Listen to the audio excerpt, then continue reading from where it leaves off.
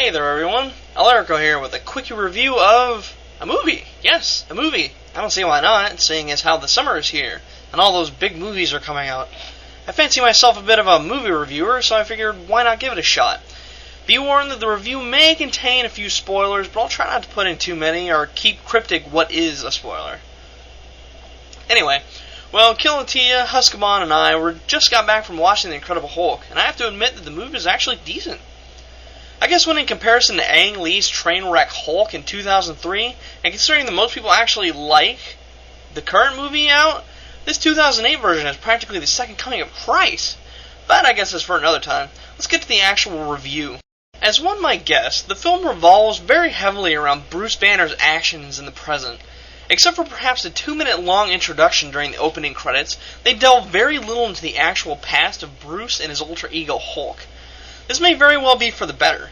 The actual storyline is relevant in that it follows Bruce, and he actually tries considerably hard to try not to turn into Hulk until he's actually cornered, as you'll undoubtedly see once you sit down and watch the movie. There's a number of things to note about the movie, but the visual effects were great. They were actually believable. As far as the entertainment factor goes, the movie delivers fairly well. Not to mention, there's a lot of eye candy. You'll see what I mean. The movie has very little in the way of actual comedy. It has a few chuckle moments, but nothing to induce side-splitting laughter at any rate.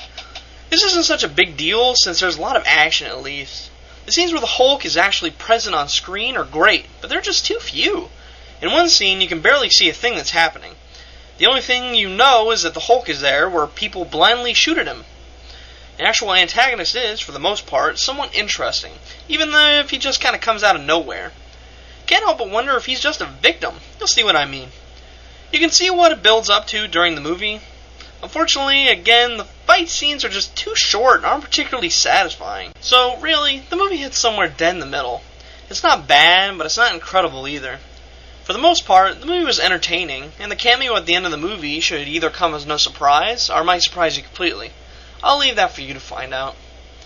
One thing that bugs me, though, is it a tradition for Stan Lee to appear in every Marvel movie? I'll be the first to admit that I'm not totally sure if I've seen him in every Marvel movie to date, and I've seen all 3 X-Men and Spider-Man movies, but this time it was blatant as hell. Is it necessary? Is he retired and have nothing better to do? The guy is ancient now. Last time I saw him, he was making an ass of himself on some comic book superhero reality show. Speaking of that show, I've never seen anything come out of that. Maybe because I don't spend all my time in comic book shops, but I can only imagine that train derailed early. Anyway, as for the movie, I rated a 4 out of 5 sombreros.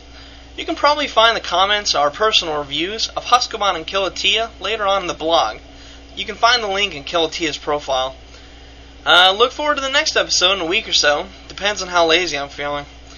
See you next time.